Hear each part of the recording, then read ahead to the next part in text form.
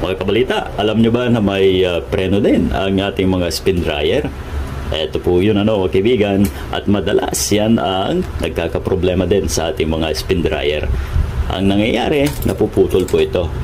Lalo na pag kinalawang na po Once na yan ay naputol mga kaibigan, hindi na po iikot ang ating spin dryer. Tingnan nyo po paikutin natin.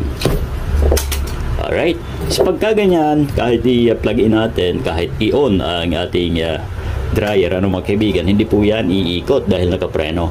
So ang simpleng paraan mga kaibigan ay humana po tayo ng kawad.